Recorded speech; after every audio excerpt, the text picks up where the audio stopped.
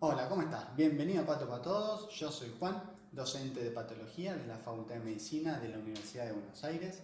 En el día de hoy vamos a continuar viendo diabetes. En el video previo, en la primera parte de esta enfermedad, habíamos visto la definición, la habíamos clasificado y habíamos visto diferentes signos y síntomas del paciente con diabetes, relacionándolo con la fisiopatogenia. Lo que vamos a ver en el día de hoy son las complicaciones de la diabetes. Este tema que muchas veces trae confusión, está medio desordenado. La idea es que lo ordenemos y que lo expliquemos de modo tal que a vos te pueda servir después para tu formación. Complicaciones de la diabetes las vamos a dividir en complicaciones agudas y crónicas.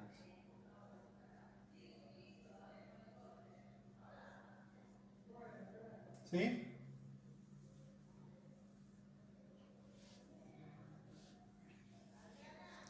Dentro de las complicaciones agudas vamos a tener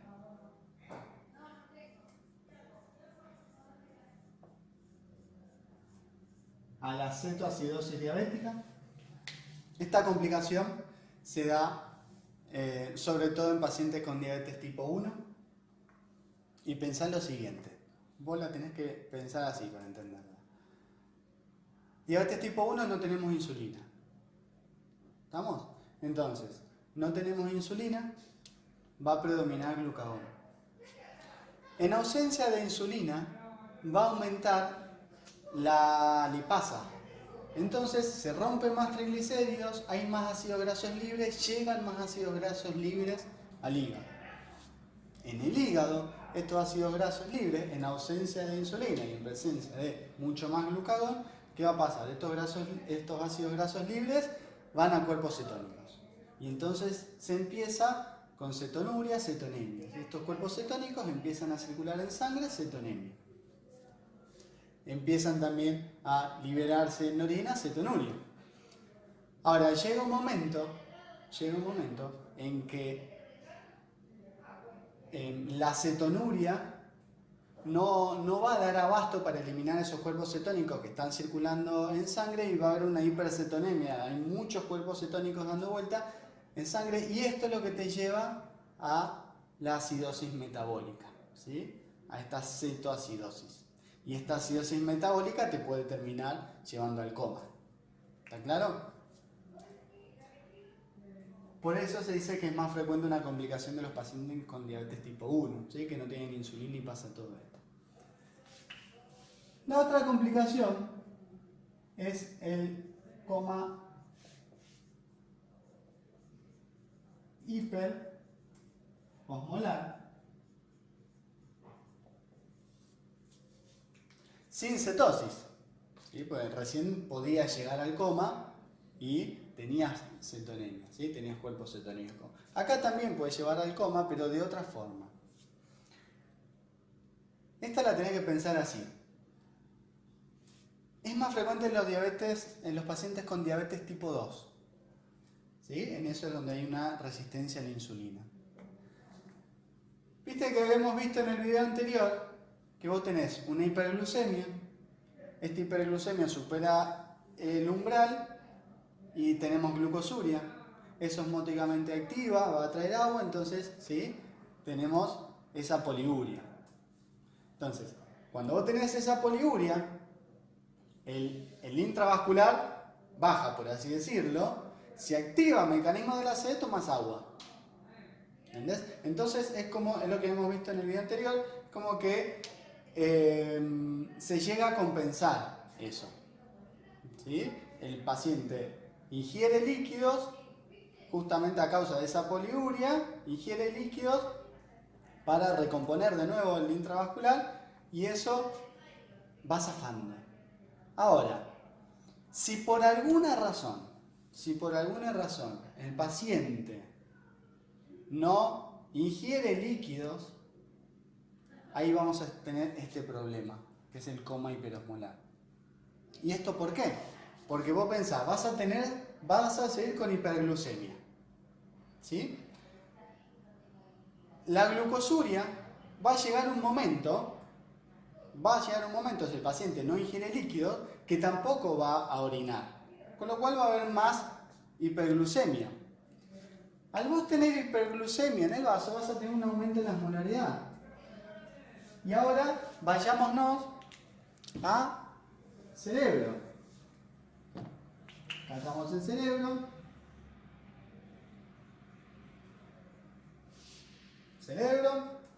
Acá tenemos un vaso y acá tenemos una neurona. ¿Sí? No le voy a hacer esa forma estrellada. Bien, una neurona. Nosotros dentro del vaso estamos en esta situación que tenemos una hiperglucemia, con lo cual la osmolaridad es un montón. ¿Sí? Está muy aumentada la osmolaridad. ¿Y qué va a pasar con el agua? El agua va a pasar al intravascular. ¿Sí? Pasa de la célula al intersticio y del intersticio al intravascular. ¿Está bien? Pues siempre el cuerpo lo que intenta, siempre a toda costa, es mantener el intravascular. Entonces va a salir agua de la célula al intersticio y del intersticio al vaso porque está la osmolaridad aumentada. Y de esa forma trata de equilibrarla. Ahora, salió agua de la célula. Esto te puede llevar a una deshidratación y esto te lleva al coma. Y ahí viene lo del coma hiperosmolar. Sin cetonemia. Acá no tenés cuerpos cetónicos dando vuelta como tenías antes que te llevaban a esa acidosis metabólica y eso te lleva al coma. Acá lo que tenés es esta hiperosmolaridad. ¿Está bien? Entonces como que se te deshidrata la neurona y eso te lleva al coma. ¿Está claro? Y esto como consecuencia de que no se ingiere líquidos. ¿Bien? Todo esto estamos pensando en un paciente, supongamos que no sabe que es diabético. ¿Está claro? De hecho, en pediatría hay muchos niños que debutan en su enfermedad con una cetoacidosis diabética. ¿Sí? Vienen ya a la guardia con manifestaciones de una acidosis metabólica, se les hace un dextro para ver cómo está la glucemia y la glucemia la tienen por las nubes. Y ahí es donde se empieza a hacer todo lo que es el diagnóstico en tratamiento y seguimiento del paciente. ¿Está bien? Entonces muchas veces estas manifestaciones son disparadores para el diagnóstico. Ahora, vas a ver en el libro, ¿sí?, que te dice que la complicación aguda más frecuente es la hipoglucemia. Y esto parece medio una contradicción. ¿Sí? Si estamos diciendo que justamente la diabetes se caracteriza por una hiperglucemia y la complicación más frecuente aguda es la hipoglucemia, medio se contradice. Bueno, la realidad es que en general en la práctica la hipoglucemia la vamos a ver cuando hay una mala administración de insulina, ¿sí? Un paciente que se tenía que dar X cantidad de unidades de insulina, se da más insulina de lo que tiene que darse, entonces la glucemia va a bajar mucho más de lo que tendría que bajar, hace una hipoglucemia. También se ve cuando, por ejemplo, a este niño que llegó a la guardia con esa respiración de Kussmaul, con acidosis metabólica, que se le hace el diagnóstico, después, durante la internación, se le va disminuyendo, ¿sí?, la glucemia, y ese paciente que queda con insulina se va probando diferentes dosis y se va adecuando la dosis al paciente. Entonces, en ese periodo en donde vos estás adecuando la dosis de insulina para ese paciente, en ese periodo puede haber hipoglucemias, justamente en ese ajuste de dosis que estás haciendo. También puede ser, por ejemplo, que el paciente ya esté con diagnóstico, esté con tratamiento, ¿sí?, de insulina y saltee una comida, o que haga una un extenso ejercicio físico, más de lo que tendría que hacer, por ejemplo, y eso te puede llevar a una hipoglucemia. ¿Está claro? Pero me interesa en particular que te quedes con la cetoacidosis y el coma hiperosmolar. Bien, bueno, te la dejo, así no... Hipoglucemia, ¿sí? El tema es que no quiero que te confundas. No olvides que lo que caracteriza la diabetes es la hiperglucemia. Bien. Y después tenemos las complicaciones crónicas de la diabetes. Las complicaciones crónicas de la diabetes, de hecho, las vas a ver 15, 20 años después de la hiperglucemia. ¿Está claro? Bien. Las complicaciones crónicas las vamos a dividir en macrovasculares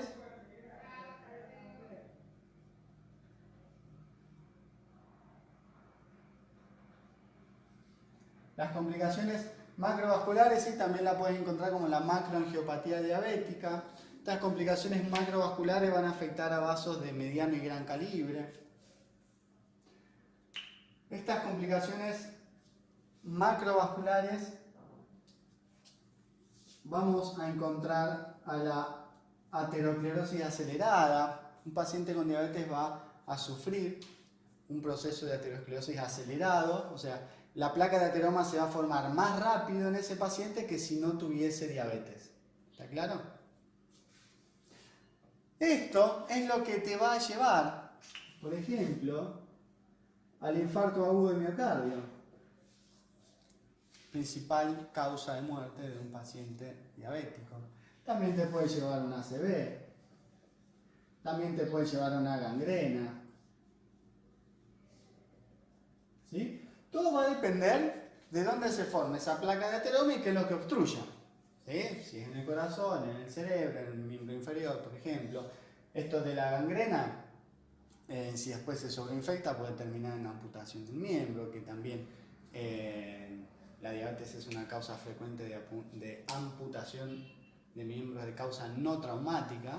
¿Sí? La principal causa de amputación de miembros es la traumática, ¿sí? En algún accidente. Bien. Después, una de las causas más frecuentes de amputación no traumática es la diabetes.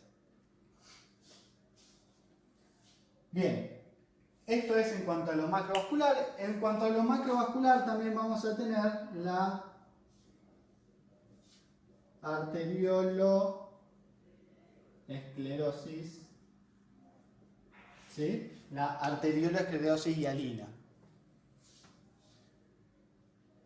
Después de esto vamos a ver fotos, ¿sí? Quédate tranquilo. Pero esto es lo que corresponde a la macroangiopatía diabética. Cada que vos escuches hablar de complicaciones macrovasculares de la diabetes se te tiene que venir a la cabeza por lo menos aterosclerosis acelerada. ¿Sí? Bien. Y después tenemos las complicaciones microvasculares, en donde también puedes encontrarlas vos haciendo referencia a la microangiopatía. ¿Sí? La microangiopatía diabética, vos tenés que pensar en estas complicaciones microvasculares. Estas complicaciones microvasculares, ¿sí? La microangiopatía diabética se va a dar porque va a haber un engrosamiento de la membrana basal, y esto va a ser por depósito de colágeno 4 y de los famosos H, los productos finales de la glicosilación avanzada. Bien. Eso te va a dar un engrosamiento de la membrana basal, de los capilares, ¿sí? ¿De qué capilares? De los capilares del glomérulo, de los capilares de la retina, de los capilares del músculo estriado, de piel. Ahora, este engrosamiento de la membrana basal de estos capilares, si bien el capilar va a ser más grueso, el capilar es más permeable, y eso es lo que va a traer complicaciones a futuro. ¿Está claro?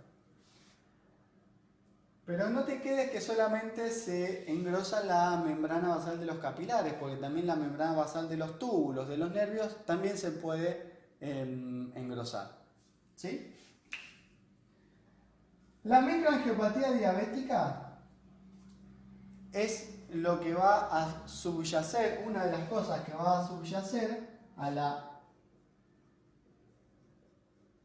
nefropatía diabética, que vamos a ver a continuación. También vamos a tener a la retinopatía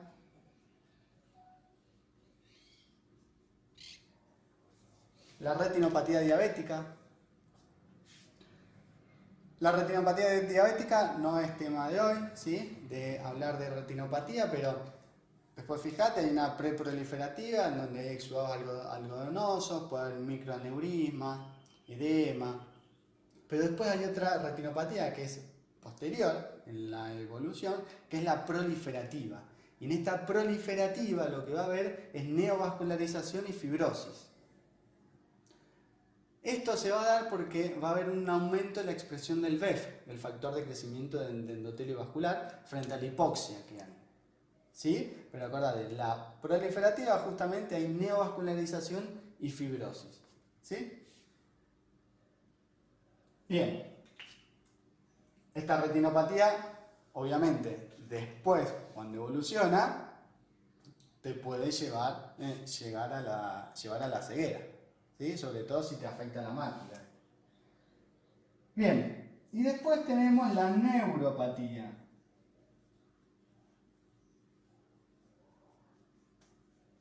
La neuropatía diabética, vos vas a ver que a nivel del sistema nervioso se puede afectar el sistema nervioso central, el sistema nervioso periférico, ¿sí? Vamos a ver que el autónomo también se puede afectar. Puedes tener disfunción vesical a nivel intestinal, disfunción eréctil. Pero sin embargo, lo más frecuentemente afectado en un paciente con diabético es una polineuropatía sensitivo-motora, afecta a las dos, simétrica y distal. Simétrica significa que te afecta, por ejemplo, las dos manos o los pies, ¿sí? Y distal, que te afecta justamente las manos o los pies.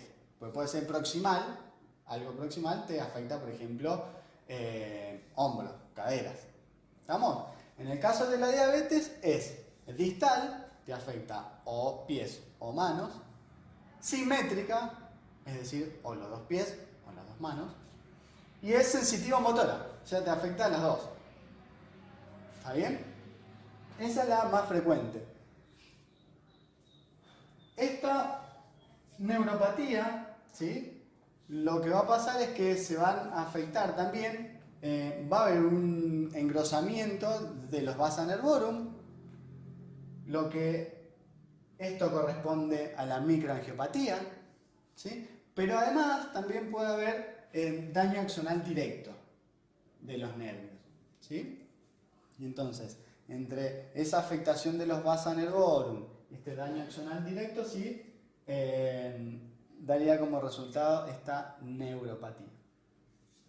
Es más complejo, más extenso, pero la realidad es que en el día de hoy el fin no es meternos ni en la retinopatía ni en la neuropatía, ¿sí? Sino más que nada para que tengas un concepto global de eso. Después sí van a ver otros videos que vamos a hablar exclusivamente de estas dos cosas. Pero ahora, en realidad, el fin es que nos metamos más en la nefropatía. Bien, ¿están claros hasta acá? A ver si nos olvidamos de algo. Tic, tiri, tic, ti. Bien.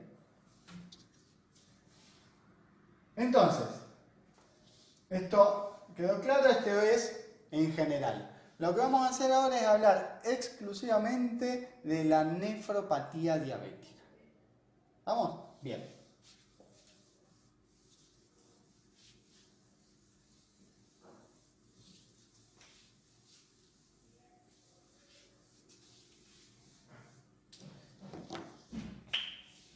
Entonces,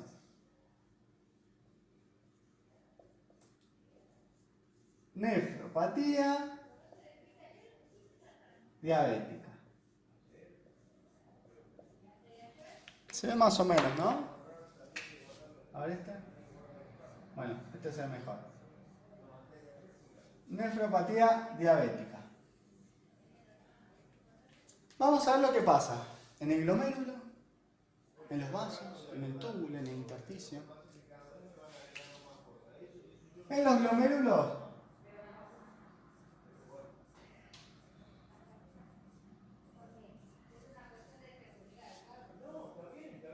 ¿qué podemos encontrar en un glomérulo? Podemos encontrar un engrosamiento difuso de la membrana basal, de los capilares glomerulares, ¿sí? Es parte de lo que habíamos visto antes. ¿Está bien? Ahora lo que vos vas a ver acá es mezcladas, cosas de microangiopatía y de macroangiopatía. Está todo mezclado, porque la idea es decir qué es lo que puede pasar en un riñón de un paciente con diabetes, ¿sí? Y pueden darse elementos de las dos. Entonces, en el glomérulo, engrosamiento difuso de la membrana basal de los capilares. Después, podemos tener una glomerulosclerosis mesangial difusa,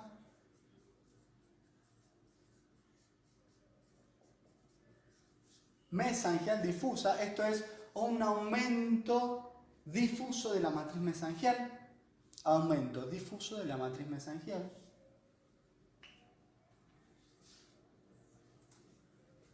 Este aumento difuso de la matriz mesangial se va a asociar a este engrosamiento de la membrana basal, ¿sí? Son procesos que van a ocurrir casi en simultáneo. Y después tenemos la glomerulosclerosis nodular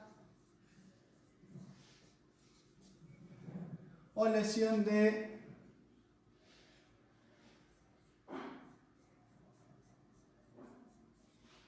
Kimmel-Wilson, con de la película El náufrago. Igual, para acordarse de Wilson, está otra, que es el de la enfermedad de Wilson, la del cobre, fíjate el video.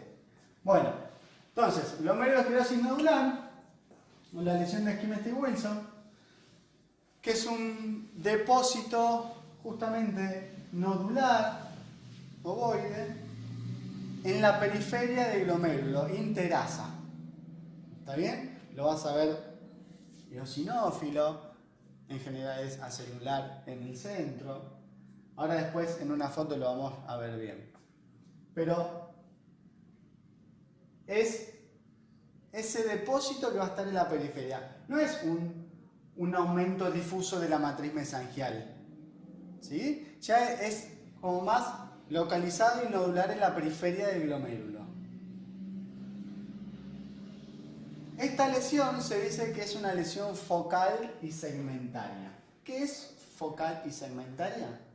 Esto lo vamos a utilizar cada vez que veamos una patología de riñón, que vos leas focal y segmentaria o global e infusa, hace referencia a esto. Mirá.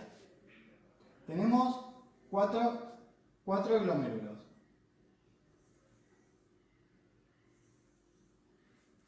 Es focal cuando afecta a menos del 50% de los glomérulos.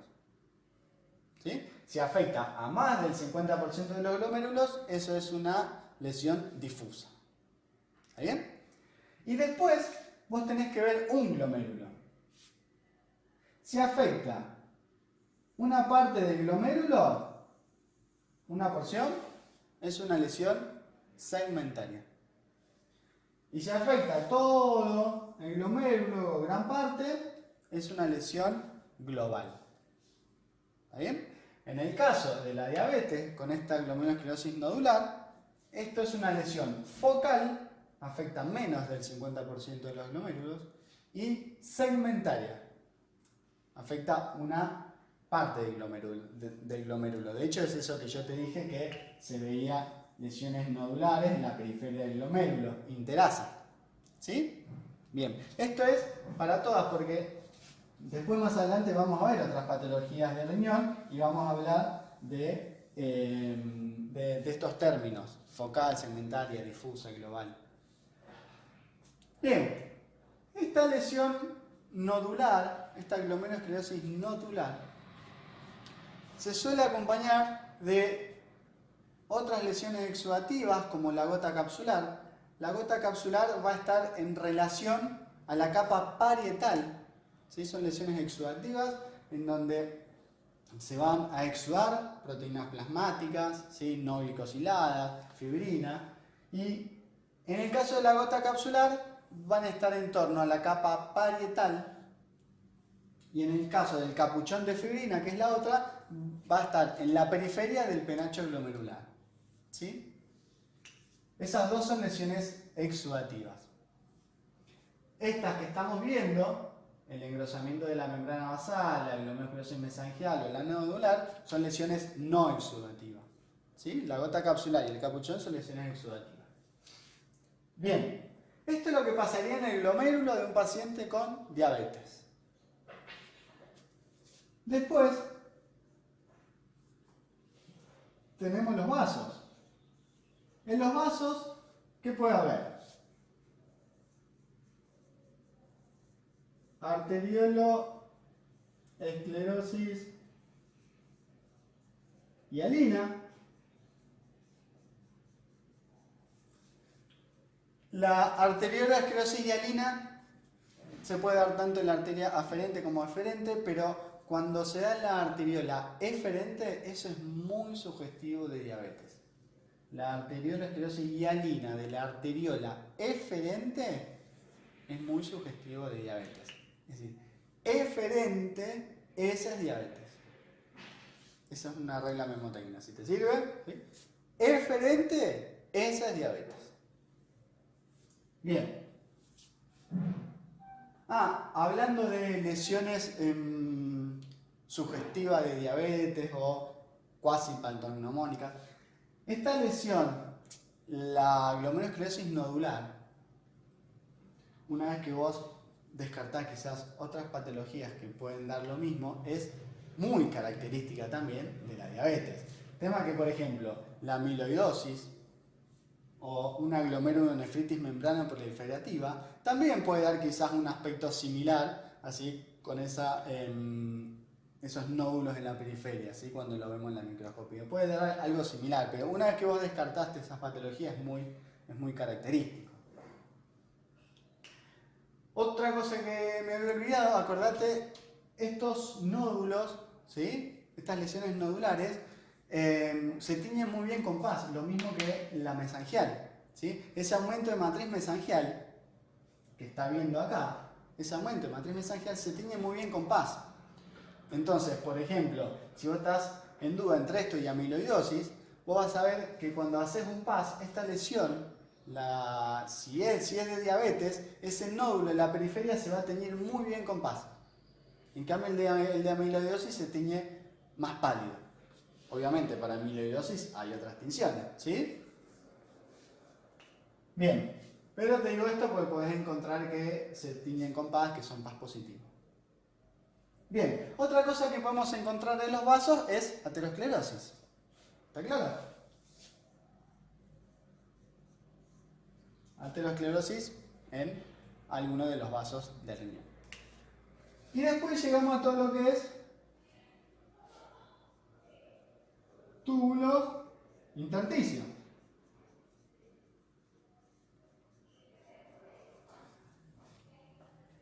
A nivel tubular, acordate que también puedes encontrar un engrosamiento de la membrana basal. ¿Sí? No solamente se pueden engrosar los capilares, sino también en estructuras que no son capilares y pueden engrosarse la membrana basal de los túbulos. ¿Sí? Bien. Lo que vos vas a encontrar acá es pielonefritis. ¿Está bien? La pielonefritis en general es una inflamación que la vas a leer como túbulo intersticial. La realidad es que siempre arranca en el intersticio, inicia en el intersticio, pero termina comprometiendo túbulos. Por eso es que la vas a leer como una inflamación túbulo intersticial. ¿Sí? Pielonefritis es una inflamación túbulo intersticial, puede ser aguda, crónica, depende de las características que tenga. Eso va a depender justamente de las características que tienen cuando lo vemos en microscopía si vemos elementos de inflamación aguda, elementos de inflamación crónica, vamos a ver si estamos frente a una pielonefritis aguda o frente a una pielonefritis crónica. Ahí en el microscopio se ve muy bien y se puede distinguir, ¿sí? Vos podés ser capaz en un preparado de riñón con una pielonefritis ver determinados elementos y decir, bueno, mira, porque veo esto es una pielonefritis aguda. Porque veo esto y esto es una pielonefritis crónica, ¿sí? Bien, el paciente con diabetes puede tener pielonefritis. Y acá porque estamos hablando de riñón. Pero en realidad, el paciente con diabetes es más propenso a infecciones, ¿sí? A pielonefritis, a neumonía, a tuberculosis, es más propenso a infecciones.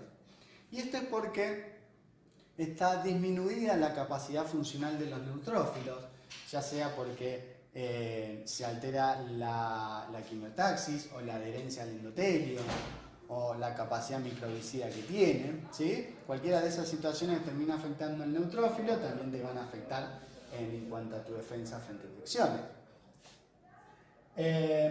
También puede ser que el macrófago no sea capaz, en un paciente con diabético, que se altere y que el macrófago no sea capaz de sintetizar citocina, o que justamente, como ya estamos viendo desde el principio, viste que los vasos en la diabetes tienen una afectación importante. Entonces, justamente por ese compromiso vascular que tienen los vasos, también les cuesta a las células blancas, los glóbulos blancos, los leucocitos, les cuesta llegar al lugar de la infección, justamente por el compromiso vascular que hay. ¿Está bien? Entonces, estos elementos los que te terminan predisponiendo a que sea más factible una infección en un paciente con diabetes.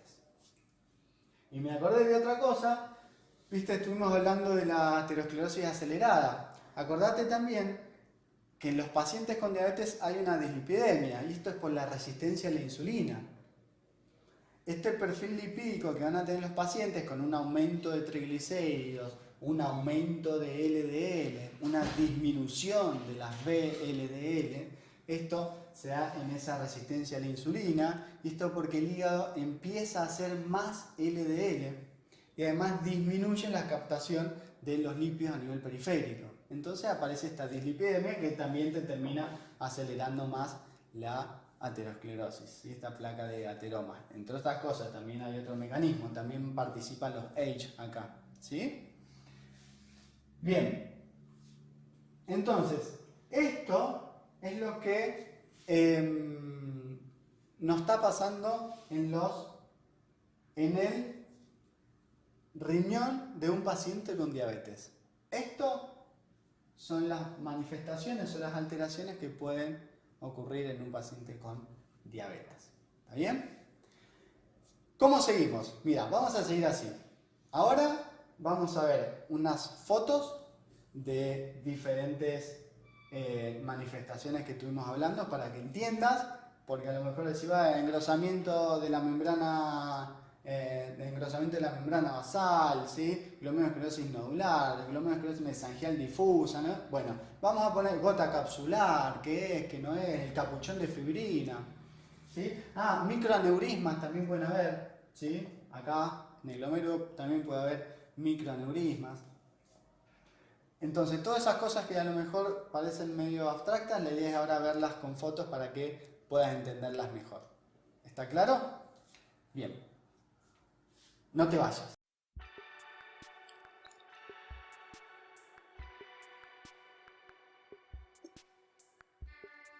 Muy bien que te quedaste. Bueno, mira, ahora lo que vamos a hacer es esto. Vamos a ver una serie de fotos para que vos creas en todas las cosas que fuimos hablando de lo que sucede en un riñón de un paciente con diabetes. Mira, esto es un HIE.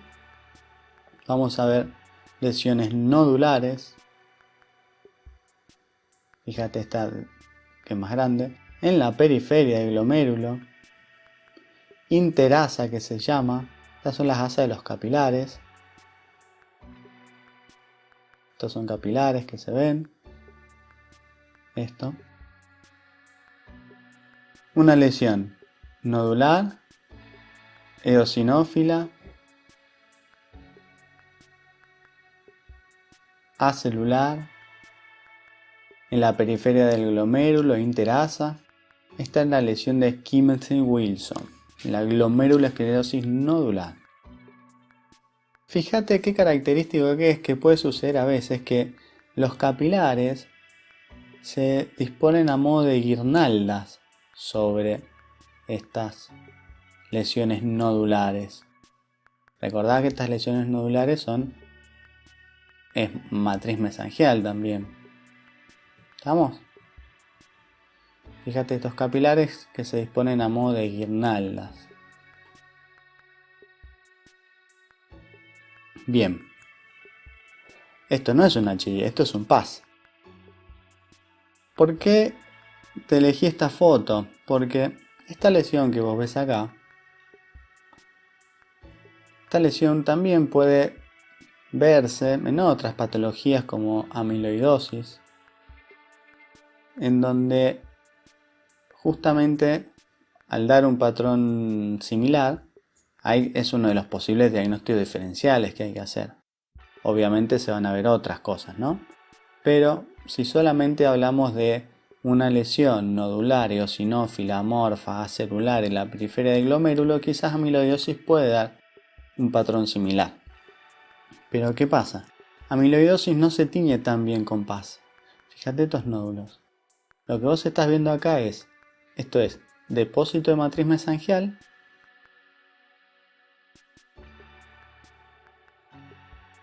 y esto es un nódulo, la glomerulosclerosis nodular. Fíjate qué bien que se tiñe con PAS. Te repito, la amiloidosis se va a teñir más débilmente con esta tinción. E incluso hay otra enfermedad que es la enfermedad por depósito de cadenas ligeras, que también puede dar un patrón similar al de la glomerulosclerosis nodular, de la diabetes. Pero también se tiñe débilmente con PAS. Fíjate también, ya que estamos, cómo se tiñe la membrana basal glomerular. Fíjate la de los túbulos. ¿Sí? Recordad que también hay engrosamiento de membrana basal de los túbulos en esta patología.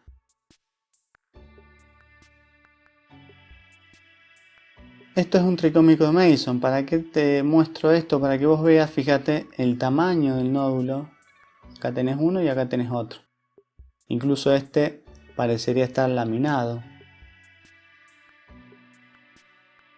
Una de las diferencias también con amiloidosis y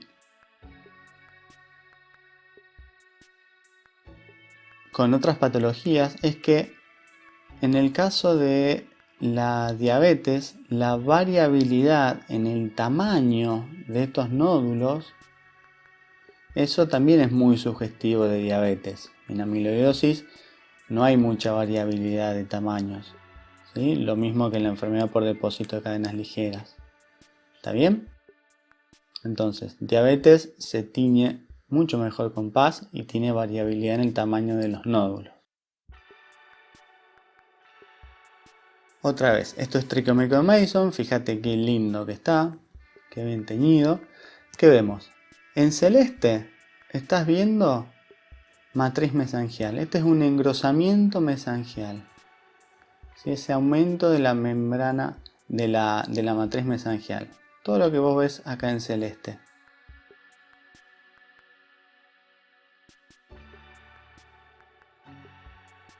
Al haber este aumento en la matriz mesangial, todo el mesangio se ensancha. Fíjate el espacio de Bowman. Bien, ¿qué más ves? Mirá la membrana basal glomerular. Esta es la capa parietal de Bowman, ¿sí? Mirá el epitelio plano que bien que se ve acá. Y fíjate acá bien en celeste ese engrosamiento de la membrana basal glomerular. Lógicamente acá en los túbulos la membrana basal también está engrosada.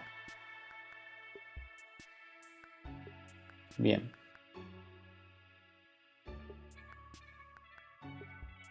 Otro glomérulo que vemos acá. Acá también vemos un incremento de la membrana basal. Perdón, de la matriz mesangial. En lo que estamos viendo acá. Incremento de la matriz mesangial. Y fíjate lo siguiente. Mira, seguí. Esto es la capa parietal, seguí la capa parietal, hasta que llegas, por algo marca la flecha, algo a esto. Esto es la gota capsular. La gota capsular es una de las lesiones exudativas que se pueden presentar en diabetes. Se va a dar por ese exudado, esa filtración que va a haber de proteínas plasmáticas no glicosiladas, incluso puede haber fibrina, y se va a localizar en torno a la capa parietal de la cápsula de Bowman. Acá se ve bien clarito, en torno a la capa parietal de la cápsula de Bowman.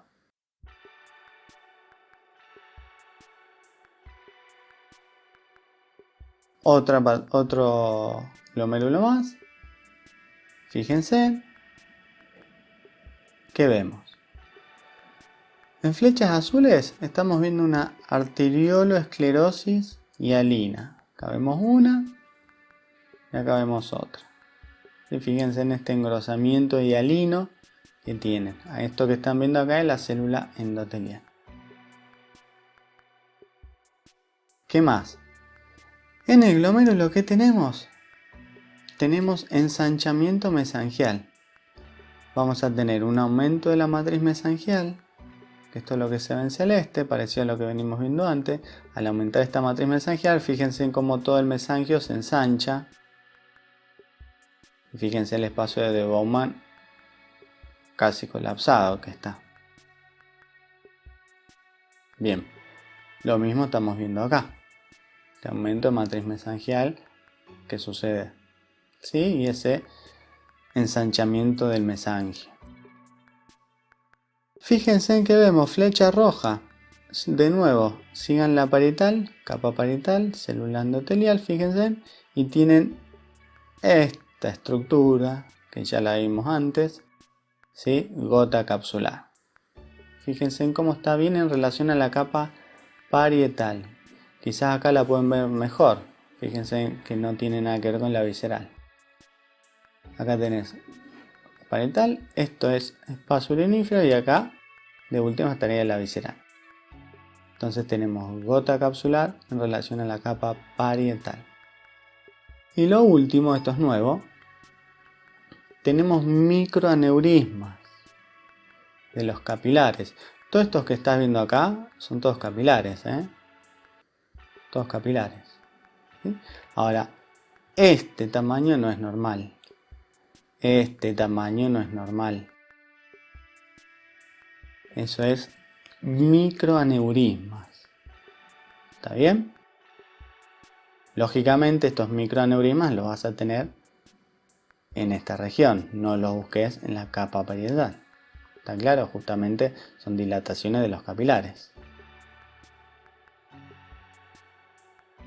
Mirá qué bueno esto. Primero la arterioloesclerosis hialina, que es lo que venimos viendo hace un rato.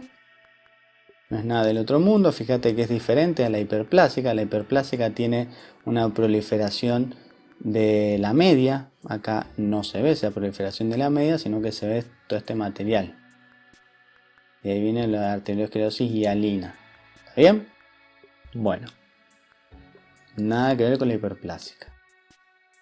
Y por otro lado, fíjate lo que marca la flecha verde. Estás viendo esto. Esto es un microaneurisma. Microaneurisma. Fíjate, ahí está la célula endotelial. Esto es un microaneurisma, ¿sí? Que se da por mesangiólisis. ¿Qué es esto? Es como que el mesangio se desintegra. Los capilares están como arraigados, por así decirlo, al mesangio, ¿sí? Bueno, va a haber una desintegración del mesangio y se pueden producir estos microaneurismas. ¿Está bien? Lógicamente, fíjate también lo que es la membrana basal de este glomérulo, lo engrosada que está. Sigamos. Y finalmente, fíjate en esta última foto, la puse a propósito para que veas el engrosamiento de la membrana basal de los túbulos. Porque muchas veces se habla y se dice del engrosamiento de la membrana basal de los capilares, de la membrana basal glomerular. Pero muchas veces se olvidan del engrosamiento de la membrana basal de los túbulos. Y esto es algo que también hay que decir porque ocurre, ¿sí? De hecho, en general, el engrosamiento de la membrana basal de los túbulos ocurre casi en simultáneo al aumento de la matriz mesangial, ¿sí? A esa glomerulosclerosis mesangial difusa. Bueno, espero que estas fotos hayan aclarado en varias cosas que estuvimos viendo. Espero que ahora creas esas cosas que estuvimos viendo y que seguramente leíste, porque existen. Bien, bueno, ya falta menos, sigamos.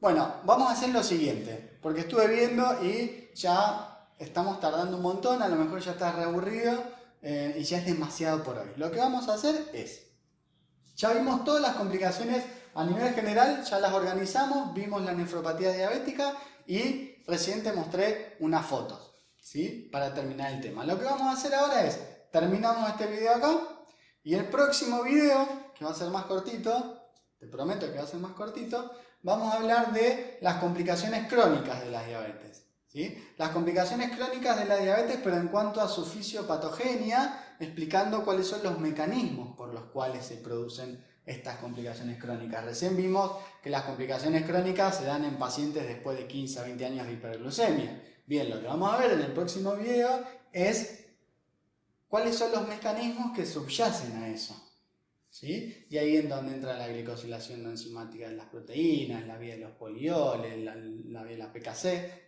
Vamos a ver, todas esas cosas son más moleculares, ¿sí? Pero creo que si hablamos ahora de eso vas a colapsar. Entonces, terminamos acá. Próximo video vemos esto de los mecanismos fisiopatológicos de las complicaciones crónicas de la diabetes, ¿sí? Bueno, espero que te haya gustado, espero que te haya sido útil, que te haya podido ordenar un poco en este tema de las complicaciones que generalmente cuesta ordenarlo y ubicarlo. Si te gustó, ponele me gusta, compartilo con un amigo. Si no te gustó, ponele me gusta también y compartilo con un enemigo. Pero compartilo con alguien, hay que compartir en la vida. Sí, hay que compartir, ¿sí? Bueno, chao, hasta la próxima.